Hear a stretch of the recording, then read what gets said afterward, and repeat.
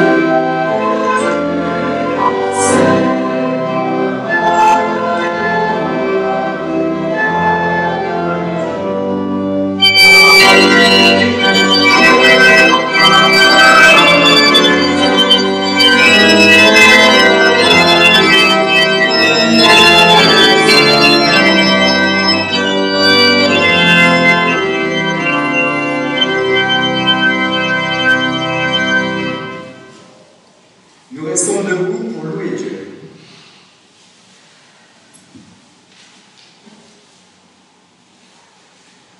Je te loue de me surprendre quand je suis habitué, de me reprendre quand je suis égaré, et de me prendre quand je suis perdu. Je te loue d'être un Dieu vivant, qui se met en quête de l'homme, non pas un Dieu qui demeure, mais un Dieu qui vient. Je te loue d'être moins le but que le chemin, moins le terme que la brèche, moins l'horizon que la marche. Dieu vivant, tu es vivifiant. Et même, je te loue parce que tu es nouveau. Je croyais si bien te connaître que je m'ennuyais avec toi. Je pensais avoir épuisé tes ressources. Je me languissais de ta permanente identité. J'avais hâte d'aller ailleurs quand ton immémoriale compagnie. Mais voici que maintenant c'est toi-même que j'entends différemment, comme si c'était d'un autre que toi que je m'étais fatigué, comme si c'était un autre que moi qui t'avais confondu. Dieu vivant, tu es profond. Apprends-moi à faire l'éloge de ceux qui me rencontrent, pour que nous ne demeurions pas des boudeurs dégoûtés, mais que nous devenions des prochains étonnés. Apprends-moi à voir inaperçu, à deviner le cachet, à remarquer ce qui est vers moi tendu. Et nous serons debout pour chanter le 12-01, Je louerai l'Éternel, les strophes 1, 3 et 5.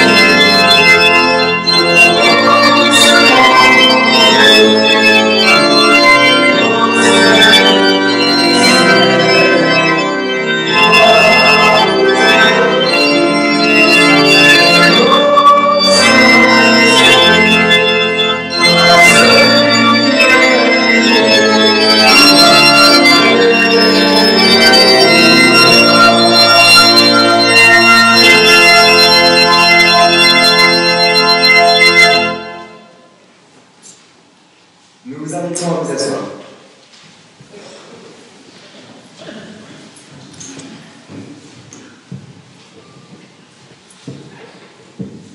Nous prions.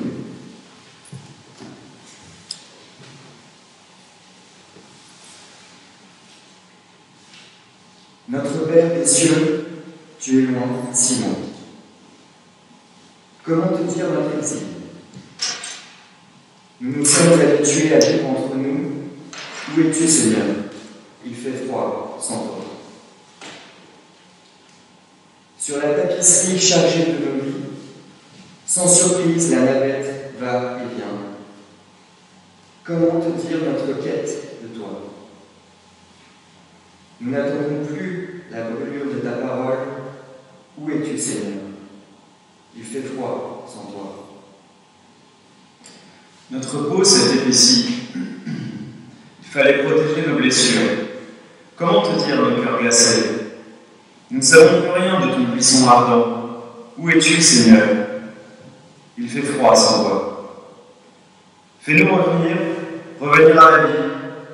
Comme évanouis, on revient à soi-même, au visage des autres, à la douce chaleur de ta présence. Ô notre Père, fais-nous revenir.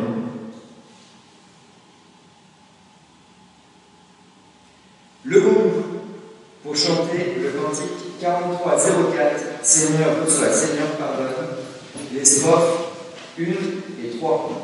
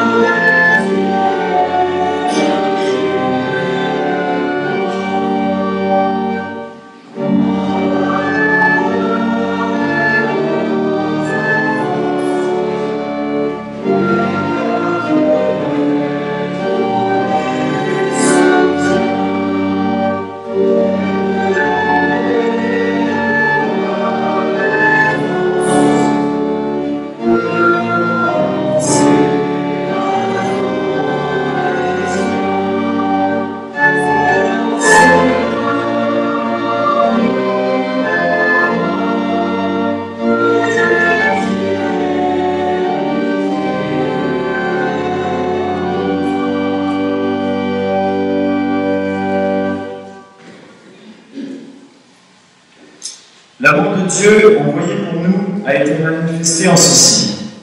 Dieu a envoyé son Fils unique pour que nous ayons la vie par lui. Le Dieu de Jésus-Christ nous accueille maintenant tels que nous sommes.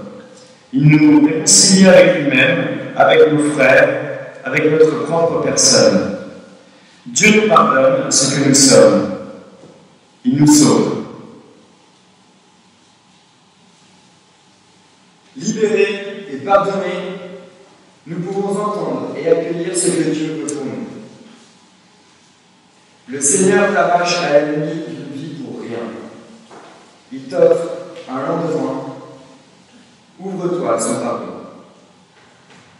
Il t'offrira des gestes féconds, sa présence à tes côtés et son pain à partager. Nous chantons le cantique 61, 37, 2 fois.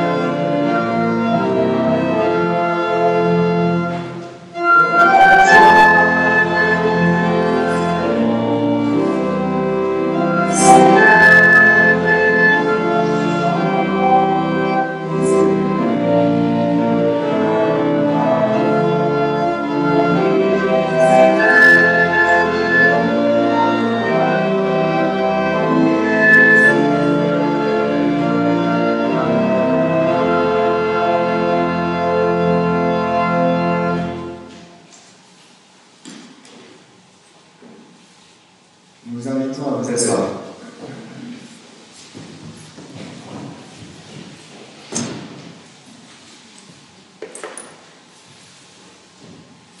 Avec le premier texte qui nous est proposé ce matin, Jérémie 1, versets 4 à 19, nous prions pour accueillir la parole de Dieu.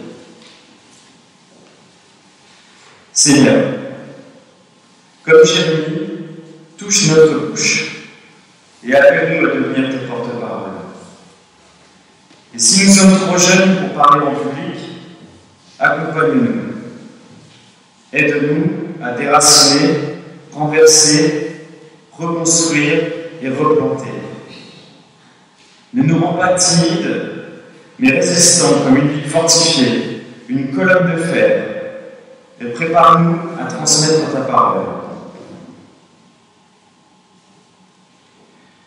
Alors le texte de ce matin est Luc, chapitre 4, versets 16 à 30.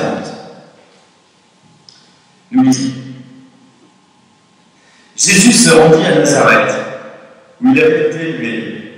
Le jour du sabbat, il entra dans la synagogue selon son habitude. Il se leva pour lire les Écritures, et on lui remit le rouleau du livre du prophète Ésaïe. Il le déroula et trouva le passage où il est écrit « L'Esprit du Seigneur est sur moi. Il m'a choisi pour son service afin d'apporter la bonne nouvelle aux pauvres. Il m'a envoyé pour proclamer la délivrance aux prisonniers et aux aveugles le retour à la vue, pour libérer les opprimés, pour annoncer l'année où le Seigneur manifestera sa faveur. » Puis Jésus roula le livre, le rendit au serviteur et s'assit. Toutes les personnes présentes dans la synagogue fixaient les yeux sur lui. Alors il se mit à leur dire « Ce passage de l'Écriture est accompli aujourd'hui, pour vous qui m'écoutez. » Tous exprimaient leur admiration à l'égard de Jésus et s'étonnaient des paroles de grâce qu'il prononçait. Ils disaient « N'est-il pas le fils de Joseph ?» Jésus leur dit « Vous allez certainement me citer ce proverbe. Médecin, guéris-toi toi-même. Vous me direz aussi, nous avons appris tout ce que tu as fait à Capharnaüm. Accomplis les mêmes choses ici, dans ta propre ville. » Puis il ajouta, « Je vous le déclare, c'est la vérité. Aucun prophète n'est bien reçu dans son pays. De plus, je vous assure qu'il y avait beaucoup de veuves en Israël à l'époque d'Élie, lorsque la pluie ne tomba pas durant 3 ans et demi et qu'une grande famine sévit dans tout le pays. Pourtant, Dieu n'envoya Élie chez aucune d'elles, mais seulement chez une veuve qui vivait à Sarepta au pays de Sidon. Il y avait aussi beaucoup de lépreux en Israël à l'époque du prophète Élisée. Pourtant, aucun d'eux ne fut purifié de la lèpre, mais seulement Naaman, le Syrien. Tous dans la synagogue furent remplis de fureur en entendant ces mots. Ils se levèrent, entraînèrent Jésus hors de la ville et le menèrent au sommet de l'escarpement sur lequel Nazareth était bâti, afin de le précipiter dans le vide. Mais il passa au milieu d'eux et s'en alla. Merci d'avoir fait Jésus. Sans doute. Alors, un peu à la manière des Nazaréens, nous nous retrouvons entre nous ce matin pour entendre la parole de Dieu. Et comme chaque dimanche, nous serons contents de prendre une nouvelle des uns et des autres sur le parc du temps, pendant que certains fileront discrètement pour ne pas rater la fin du marché, partiront même peut-être avant la fin du culte, ou certains iront prolonger ce même culte à la terrasse du Café de Rouen du 18, avant le couler du dimanche. Alors oui, nous sommes si entre nous, c'est si confortable, tellement confortable que ma foi peut s'endormir, sans même que je m'en rende compte. Parce que je ferai toujours partie de ce cercle, de cette famille. Je continuerai à porter cette croix hugonote, ou cette cravate, qui appartenait à mon grand-père, qui lui-même était petit-fils de pasteur. À la manière de Jésus, lorsqu'il entre dans la synagogue selon son habitude, comme il est écrit, nous-mêmes, nous pouvons franchir la porte du temple selon notre habitude. L'habitude, c'est une action répétée qui ne demande aucun effort d'attention, d'après Larousse. Et pourtant, quand Jésus revient à Nazareth, il est étranger en son pays. Il trouve le passage du prophète Ésaïe. L'Esprit du Seigneur est sur moi, il m'a consacré pour apporter la bonne nouvelle aux pauvres. Il m'a envoyé pour proclamer la délivrance aux prisonniers et le don de la vue aux aveugles, pour libérer les opprimés, pour annoncer l'année où le Seigneur manifestera sa faveur. Puis Jésus roule le livre et s'assied, fixé par l'assemblée qui attend quelque chose. Il dit: ce passage de l'Écriture est réalisé aujourd'hui pour vous qui m'écoutez. Point. C'est sans doute la prédication la plus courte jamais proclamée. C'est bien plus court en tout cas que les 20 minutes de prédication préconisées par l'IBD lors de la formation des prédicateurs du pasteur, et même que les 16 minutes recommandées par Ambrose. Une autre traduction. Aujourd'hui, cette écriture que vous venez d'entendre est accomplie. En Christ, Dieu est venu pour le pauvre, le prisonnier, l'aveugle, l'opprimé, le tordu, le cabossé, le fou, l'étranger. Et par sa présence, l'Écriture est incarnée. Par son ministère, l'annonce de la libération et de la grâce est réalisée. Tout est là, tout est dit, pour celui qui veut bien écouter, pour celui qui veut bien l'entendre et l'accueillir.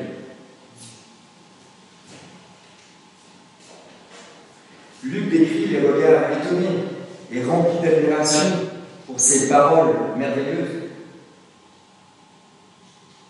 Mais les Nazaréens ne l'attendent pas. Visiblement, ils attendent autre chose que cette petite phrase. Visiblement, ce n'est pas la parole qui les intéresse, mais plutôt la personne de Jésus et les actes. L'admiration fait place au doute avec cette question: n'est-ce pas le fils de Joseph?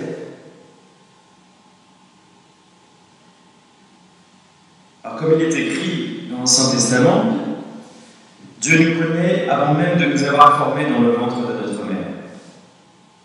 Jésus connaît les hommes, et il le montre dans ce passage, lorsqu'il reprend la parole, en commençant par « Vous allez certainement me citer ce proverbe, etc. », comme pour anticiper leur objection. Puis Jésus leur dit qu'il a accompli des choses à Capharnaüm, des choses qu'il n'accomplira pas pour sa propre patrie, le peuple au sein duquel il a grandi et qu'il connaît si bien. Un peuple qui légitimement se sent privilégié par rapport au reste du monde, car il a vu Jésus naître et grandir. Or, ce dernier place une femme et un hébreu au-dessus d'eux, ce qui est inacceptable pour certains. La bonne nouvelle prend la forme d'une provocation. C'est l'étranger qui est sauvé. Il y a 2000 ans, Jésus est terriblement moderne. Lorsque la famine, la crise économique et la lèpre, l'épidémie, sévissent, ce sont la Libanaise et le Syrien qui sont sauvés. Alors tous se remplissent de colère, et dans cette pulsion, l'entraîneur de la ville pour le jeter de la colline, dans ce qui pourrait être annonciateur du chemin de croix. Et puis finalement, sans aucune violence, la foule le laisse passer, et Jésus s'en va. Alors que peuvent-ils bien ressentir à ce moment-là? Est-ce un élan de pitié pour l'un des leurs, ou même pour eux-mêmes? Ou est-ce qu'ils ont peur de Jésus? Ou est-ce qu'ils ont compris quelque chose à ce moment précis, comme si leur foi d'un coup s'était soudainement réveillée? Il est écrit: l'Esprit du Seigneur est sur moi. Il est également sur les autres, l'étranger, le pauvre, l'aveugle, l'opprimé, le lépreux, sur l'autre quel qu'il soit. celui qui ne fait pas partie du cercle de la famille, qui n'est pas dans sa synagogue, le païen, celui ou celle qui ne suit pas le commandement finalement. Jésus entend leur souffrance. Il nous dit que la grâce finalement nous concerne tous, que la bonne nouvelle est à partager, que personne ne possède Jésus et nous sommes tous égaux devant lui. Alors soyons tous étrangers dans notre propre patrie, notre propre paroisse. Ouvrons le cercle et sortons de notre apathie. Ouvrons nos cœurs aux autres, car c'est ce que Dieu attend de nous. Ouvrons-nous à ce chemin nouveau. Il nous aide à mettre en lumière le sous-jacent et à refouler nos aspirations qui peuvent être porteuses de pulsions destructrices, comme chez les Juifs au sommet de la colline. Soyons des étrangers, soyons en mouvement perpétuel, changeons nos habitudes, éveillons notre foi. Même dans les moments difficiles, dans lesquels le monde nous semble mauvais, pour rester poli, Dieu confronte les siens et nous demande de ne pas abandonner ce monde que l'on aime. Ne condamne pas ce monde dans lequel tu vis, ne l'abandonne pas, et laisse la mort du Christ travailler à travers toi pour le bien des autres.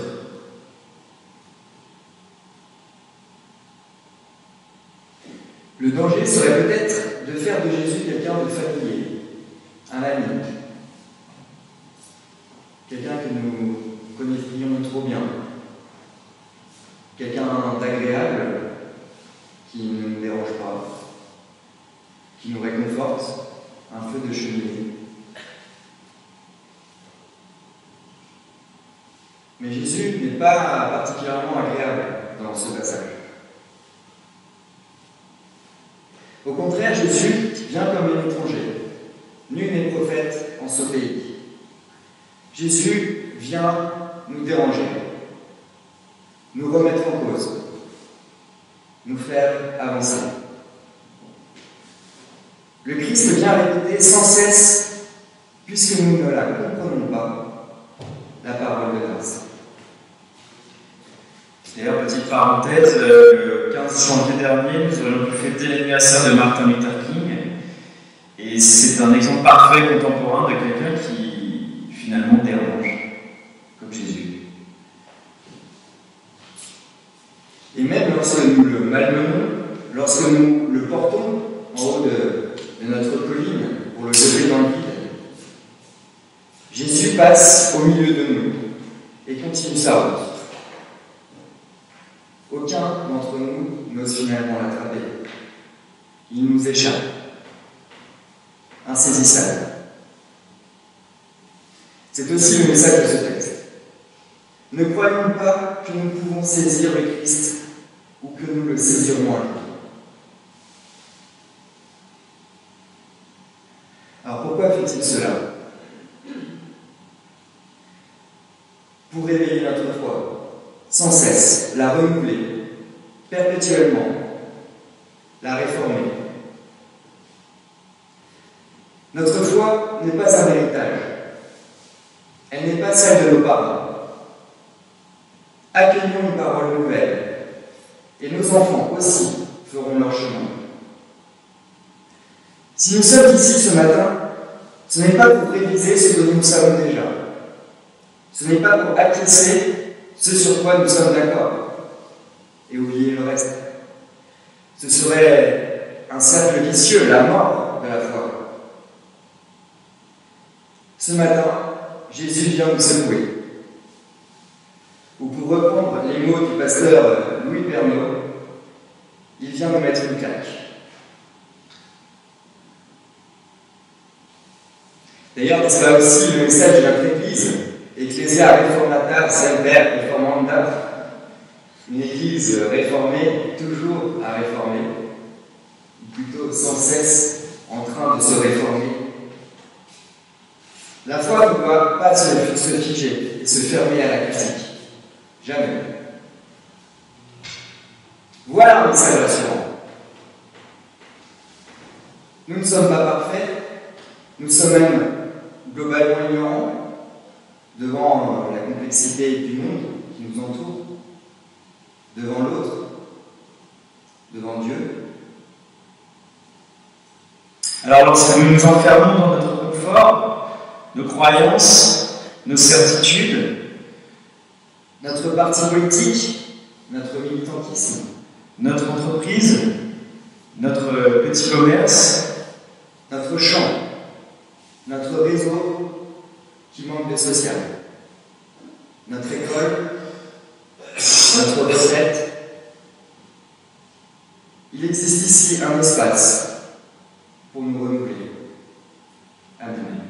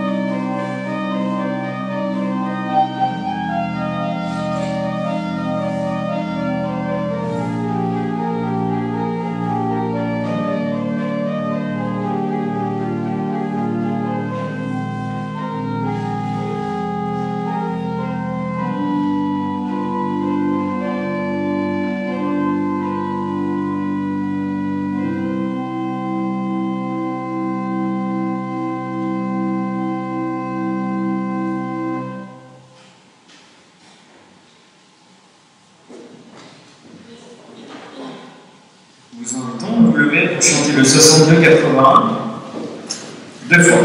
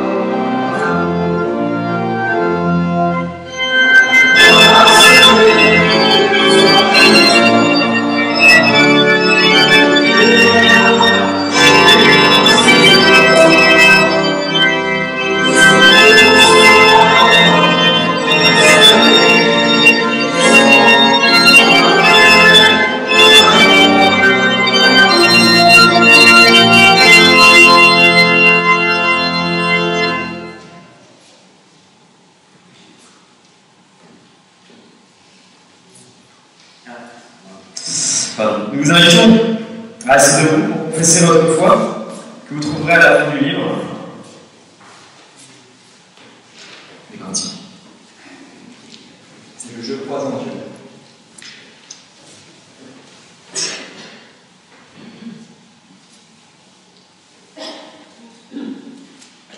Je crois en Dieu, Père des cieux, Créateur du ciel et de la terre.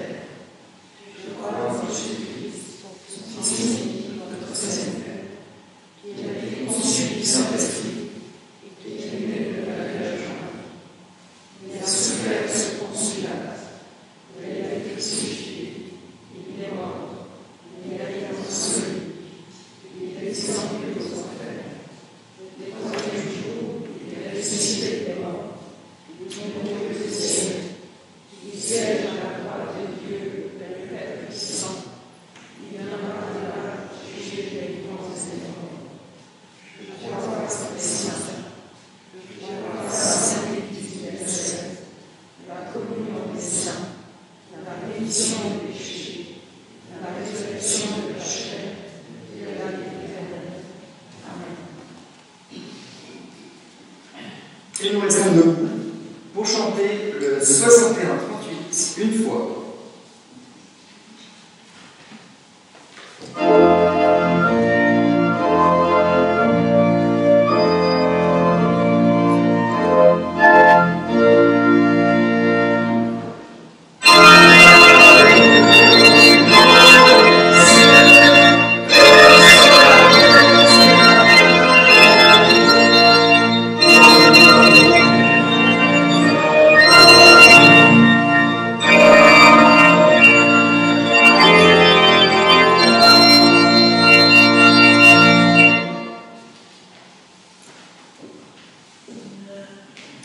Nous vous invitons à vous asseoir. C'est le temps des annonces. Clément, tu as quelque chose à annoncer? Oui. Est-ce qu'il y a des annonces?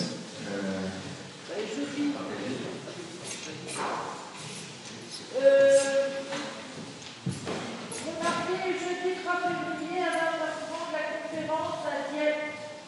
C'est au centre Théodore Renaud. Conférence de Christian Longchon de l'œuvre d'Orient. Et c'est catholique, orthodoxe, protestant, monophysite, tous les chrétiens d'Orient. Voilà, ça c'est un moment important dans le paroisse, de nos paroles. Voilà, moi j'ai ça. Merci maman. On voulait aussi quand même remercier Andrew, remercier le conseil presbytéral pour leur confiance. Merci bien sûr Stéphane pour la musique. Merci Robert pour la cravate. Et nous avons une pensée pour Antoinette Ouvrier-Gradine, qu'on aurait bien aimé voir sur les bancs qui tentent ce matin. Je pense qu'elle va être contente.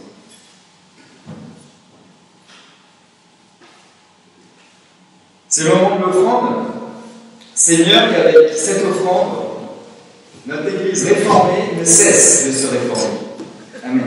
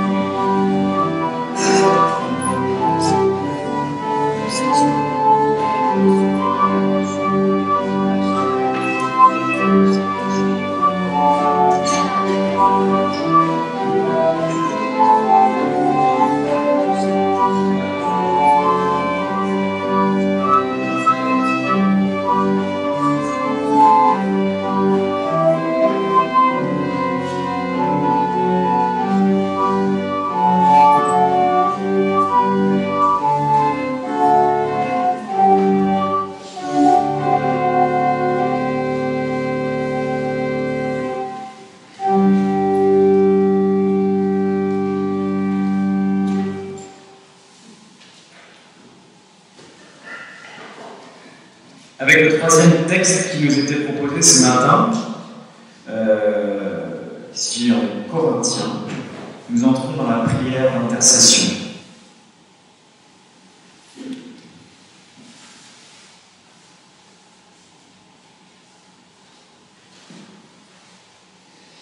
Seigneur, montre-nous maintenant le chemin qui est supérieur à toi. Nous pouvons parler les langues des hommes et même celles des anges. Si nous n'avons pas d'amour, nous ne sommes rien de plus qu'un métal qui résonne ou qu'une cymbale brillante.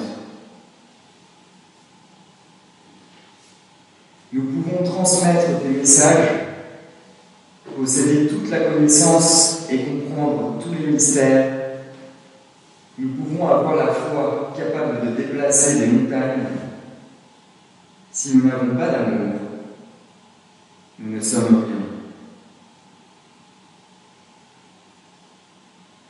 Nous pouvons distribuer tous nos biens aux affamés et même livrer nos corps aux flammes. Si nous n'avons pas d'amour, cela ne sert à rien. Car ces trois choses demeurent: la foi, l'espérance et l'amour. Mais la plus grande des trois est l'amour. L'amour pour les nôtres et l'amour pour les autres.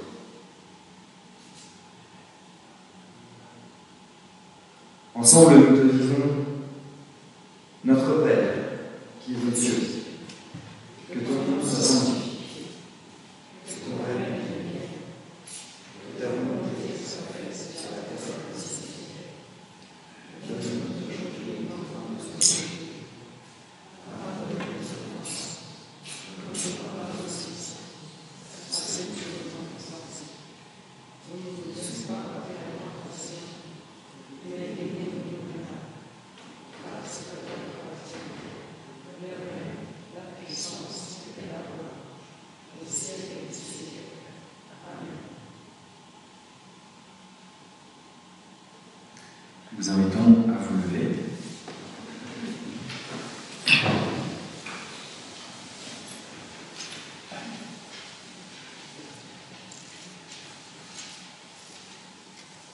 Peuple du Seigneur, que le Seigneur te bénisse et te garde, que Jésus soit ton étranger suprême et que l'Esprit renouvelle ta vie sans cesse.